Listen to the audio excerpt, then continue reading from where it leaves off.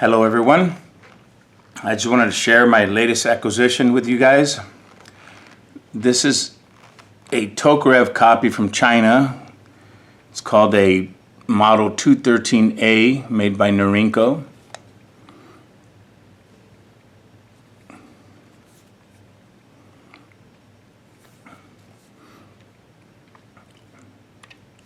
I'll show you that it is empty. So, magazine. Nothing in the magazine. And I have to cock this back because it's very difficult to pull back if the hammer is not cocked back. It takes quite a bit of effort to pull it back. I'm just going to show you how to disassemble it. So it's much like the 1911. However, you have this clip here that's holding on to the slide stop. So I use the back, the heel end of the magazine, and just push that back till it clicks. You get that just right. So now this clip is free of the pin, so when I pull it back, you'll see that this clip just slides back and forth. So that's the pin there. You can see that there's nothing holding it now, so that if I was to like move the slide back a little bit, you see how it almost completely fell out.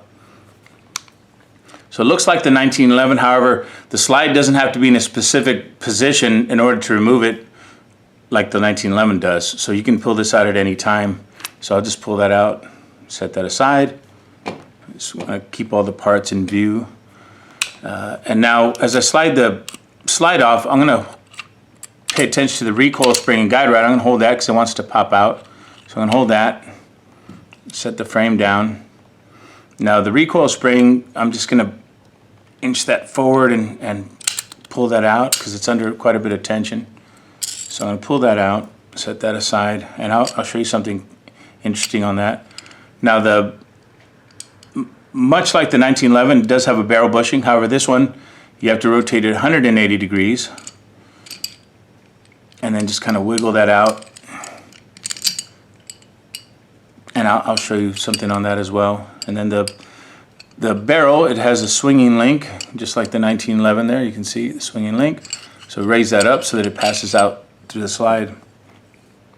Now the barrel bushing, not sure if that shows up. It's got two keys on it, two raised portions, and those correspond with two grooves in the top of the slide so that it goes in and locks in place.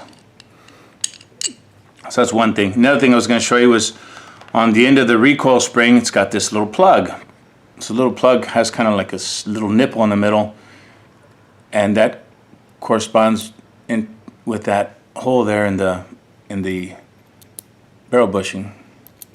That's kind of convenient. That holds it all into place. And let's see, so I have all the parts there that you can see. And then one last thing is and I don't know what it's called, but I'm going to call it the fire control group. This is the ejector and hammer that just comes right out.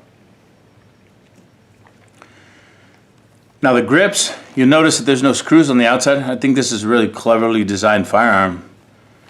The grips, there's a clip on the inside, and I'm not going to do it right now, but there's a clip on the inside where it'll pop off this left side. Once that left side is off, you have this whole opening where you can pop off the grip on the right side. And then that's as far down as I'd take this pistol. I'm not sure how many other moving parts in there, but it's not a lot left. It's pretty clever. Again, this is a Norinco 213A made in China, a copy of the Tokarev, and it is 9mm and has a double stack magazine. And it's interesting, the slide, the frame, the barrel, the magazine, and the fire control group all have the same matching serial number on it, so I thought that's pretty neat. I really liked the pistol. I always wanted a Tokarev, and I didn't know that double stacks existed, so I had to purchase it. Now I'm going to put this back together so you can see there's the frame when the fire control group just goes in there and it lines up there nice and neat. It forms a complete rail there when it falls into place. Set that aside. The barrel, just like the 1911, that swinging link's got to be close to the barrel so it'll pass through. And then let it fall into the locking lugs. It's got 2 locking lugs, just like the 1911. I'll let that swinging link come down. Then I'll put the recoil spring guide rod. The guide rod has a notched portion there that goes on the other side of the barrel. So I'm going to put that in. Make sure that oval is against the bottom of the barrel. And just kind of hold it in place there and let that swinging link hang down. And it's going to line up with that hole there in the frame. And I'm not sure if that's going to show up on camera, but you need to get those holes lined up. And once those holes are lined up, there's no just like I said before, there's no specific position that slide needs to be in, because as long as those holes are lined up, this slide stop will just fall right in place there. See? Then I'll turn this over, and it's not necessary to close the slide. I just did it, but this is going to go. This clip's going to go forward, and you could push it forward with your thumb, and now it's clipped in place there. See? Now I assembled it a different way, but I find this a little bit easier because the spring's kind of under a lot of tension. So I'll just push the spring down and hold it in place there. And once I get that down, I'll put the barrel bushing in and then rotate it. And you can see that the end of the recoil spring's kind of canted there, but once it gets in position, it'll just snap into place there like that. Now it's assembled. Now you notice there's no magazine in, and you know that you didn't see me put any ammunition in it, so the weapon is still safe. So if I try to pull the trigger, get nothing, because it has a magazine safety.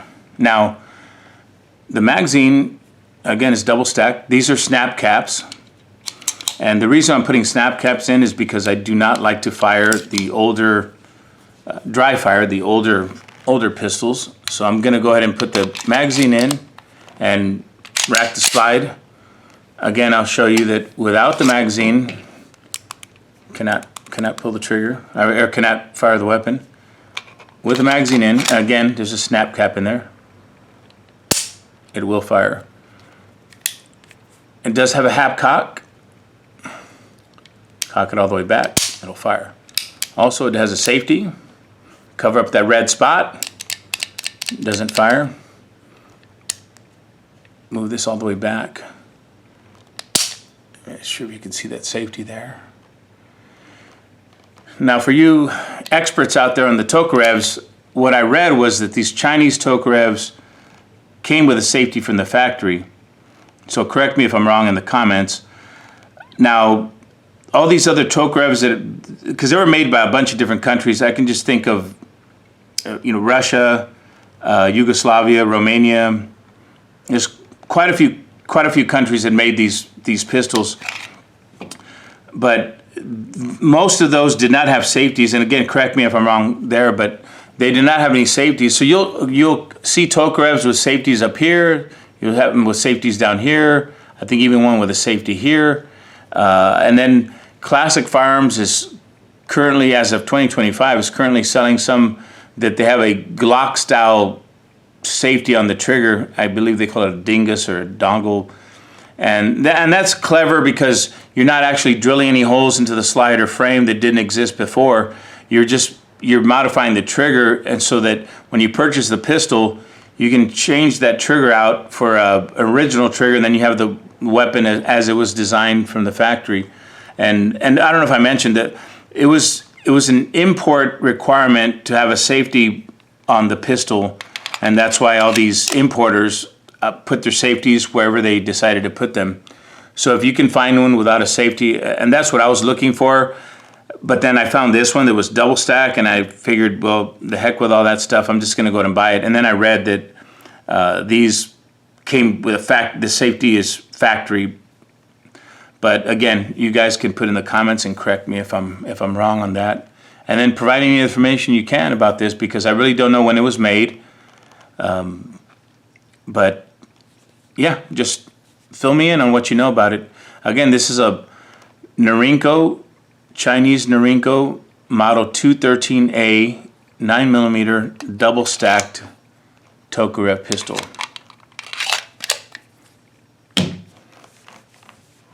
Thanks for watching.